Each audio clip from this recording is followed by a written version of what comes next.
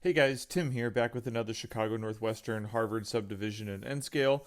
We're going to pick up right where we left off. This is actually part of the clip from the last video, just kind of showing you where I had been focusing on building kind of the other side of the first level, getting the triple track line down. Remember, we ran some trains over this. But this was kind of where we left off just about a week ago, and I wanted to get quite a bit done because I've got a pretty long work trip coming up, and I really wanted to make some major progress before I go out of town for that trip. And the good news was we were able to really do that because we finished the wall. We got the trim down. We put the last pieces of the drop ceiling back in, so you can see everything is all done and now ready for me to then mess the wall up with Benchwork. And you're looking at, by the way, on the layout, you're looking at kind of where that orange is that just that straight section curving in back here, to where we were working. And you can see I had continued to lay the roadbed down past where we had laid the main line that you saw. So it was back to working on bench work. This was the bench work I worked on for actually the other side, where I had built the older bench work. I needed to finish getting that up to the new wall. So you can see that I got that installed and put in, ready to go. You can see I also put a 1x4 flush underneath for where the hinge will go. You'll see more about that here in a moment. I got the plywood down. I put the curve in for how I want the eventual fascia to curve, to help give that some stability for where I'll do scenery as well. Now, I test fit some foam, and then I realized I made an error. I'm not going to have foam go right up until the edge, because that's, again, where the hinge for the drop section is going to go. And I'll explain. You'll get to see more in a second what I actually did, but you can see I installed the drop section. You can see how it lifts up. And I wanted to install this side first because I needed to make sure that I got everything measured and properly spaced to put the other side in. Because you can see, in order for this to work and give me the best clearance, I needed to have the plywood on the other side overhang the drop section a little bit, just to maximize the angle. And you can see me. This is me testing it out, making sure it works. I am going to replace the latch that I installed. It's not quite as snug as I need it to be, so when I go to latch it, it's very slightly drops in height. For most circumstances it wouldn't matter, but for N scale it does matter quite a bit. But once I got that sorted and figured out, I then put the rest of the bench work in for the other side. And so we got all the bench work put in for the entire first level, which was obviously a really nice thing to check off the to-do list. I then got obviously all the plywood down, and you can see it's going to transition from an 18-inch wide section down to 12 inches where the drop section is, which is a slight adjustment in width from the plan, but not much. So the reason I said I wasn't going to actually lay the foam down is, you can see I've got these one by one. It's not soft pine; it's a harder, denser wood, because I didn't want to have foam go right up until the end, because I really need to make sure that where the sections are touching each other, I need it to be stable, or more stable than what foam would give me. That's a lesson I learned from the lift out section on the other part of the layout. And so you can see here, what I did was I just took a little 1/4 inch plywood underneath, because obviously 1x1 is not a true 1 inch. But I took a 1/4 inch plywood, and it sits perfectly level with the 1 inch foam board that I've been using. So you can see here how that looks. And then it came time to start weighing down the foam sections. And I could only do so much at a time, because I only had so much stuff I could weigh down. But I would rather take my time and weigh a chunk at a time, to make sure that everything is the proper height, firmly secure to the layout. But you can see just how much running room is being added in these new areas. So, and then obviously between the sections I need to go through, I'm just going to use some joint compound to fill in the gaps make sure it's nice and smooth. You'll see when I start laying the roadbed. As I lay the roadbed, I'm going through with the caulk that I'm using and filling in underneath the roadbed, but I'll use joint compound to fill in the other gaps, the remaining parts of the gaps between the foam before I go ahead and do the cinder. But this is what it looked like once I got done getting everything adhered to the plywood.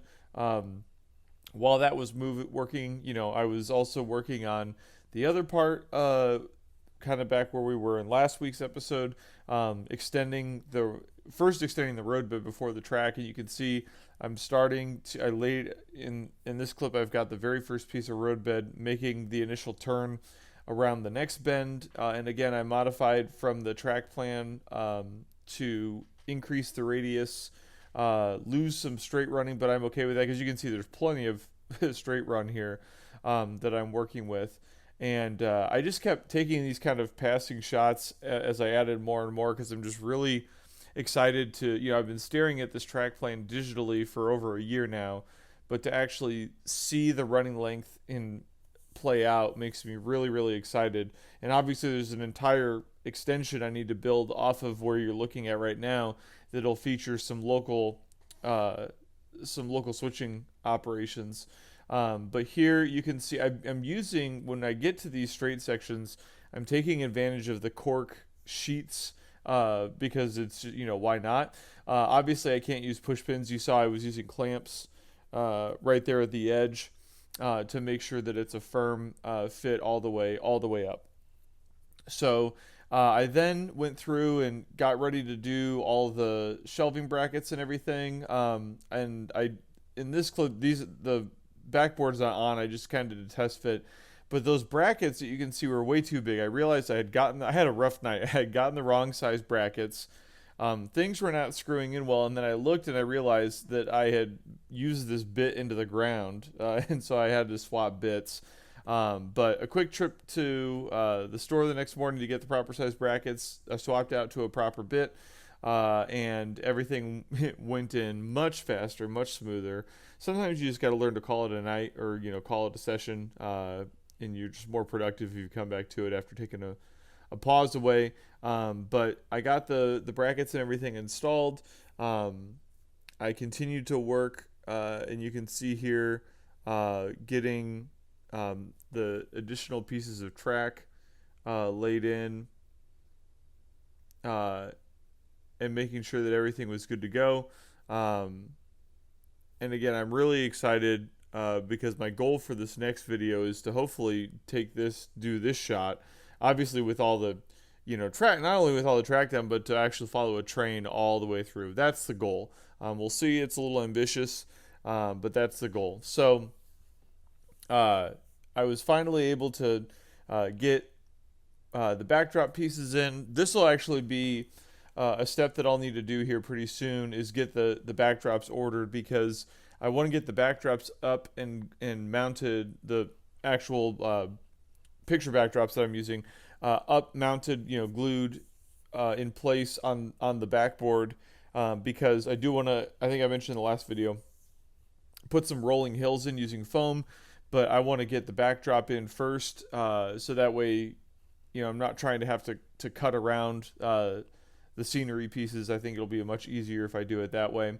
But you can see here, I got it in, got everything cleaned up and ready to roll, or at least that sheet of it. And then somehow I kept recording after I put my phone in my pocket, which I thought I'd just show you the clip of that, because that was pretty funny when I was reviewing all the footage for this week's episode. But no, this is what it looked like with that piece of backboard added on. I just wanted to make sure that the curve looks good, which I was really happy with how that turned out. I think it's going to flow really smoothly through that area. I still have this corner to do, obviously, and then that straight section of backdrop. But I wanted to get the corners done. I grabbed a -9 and put it on the roadbed here, so you can just get a sense of scale of how much of a straight run that I still have, even with those larger radius curves. And then with those curves, I'm just really excited to run whether it's an intermodal, a long grain train. I think it's just going to look really great coming down around that corner. And then you can see I'm continuing to lay more track through here. completing that S-curve that I showed you last week. That's where I drilled the hole for the switch, for the wire, for the unifrog switch, so I can get the switch put down. And you can see there I got the switch put in, along with then the track to continue on the curve. So continuing to slowly but surely make the progress. And you can see here I got the last of the backdrop in, and so now it's really feels like the room is kind of has come together, because now, although slightly different color, it's the backdrop is in, and it's in over here on the other side too. This is a little bit of a trickier corner to get. There's a little bit of a tighter curve than I anticipated, but again, this, the MDF material is pretty easy to work with. So this is as far as I got on the track work. So that initial S-curve from I showed you from last time is done. I started to get, one thing I did learn kind of the hard way when I was laying track on the other side of the first level is to not glue down the last little bit of the flex track, especially on a curve. It just makes it really easier to integrate the next flex track piece, and then obviously glue at that point. But you can see the S-curve is all done. I'm into the straightaway back there, and I've got to get the passing siding put in though to actually truly complete the back end of that S-curve. But again, you can see here everything's looking really good. And this is what it looks like now to walk into the room. I wanted to kind of pause and get things cleaned up, especially as I'm about to, like I said, head out of town for about 2 weeks. So again, a pretty lengthy work trip. But you can see here tons of progress. Still a lot to do, obviously, but visually it looks so much more like a complete layout room. And now, again, there will be an extension with local industries that comes out in that middle area there, but you'll notice there's a lot of floor space still. That was on purpose with my design. I didn't want this room to feel cramped. I wanted to feel like you could easily, comfortably follow trains around the room and have plenty of room to spare. I quickly, just to do one more pass, I threw this section down so you could see that, and then I put the lift gate up too, so you can get a sense of, again, just how much around the room space. It's a 16 by 17 foot room, and with this flowing all the way around, scale footage wise is a ton. So again, I'm really happy, and I'll head out of town tomorrow. And I'm on the East Coast. A couple years ago, I got the chance to ride the Acela. And I'll actually be part of my trip. I'll be taking the Acela between cities, so I'm excited. I'll be excited to do that again. Here's a clip from a couple years ago when I was catching the speed. But until then, thank you all for your support and your comments. Make sure to like and subscribe if you haven't already. And when I get back from this work trip, I'm going to hit the ground running on this first level. Thanks, everyone.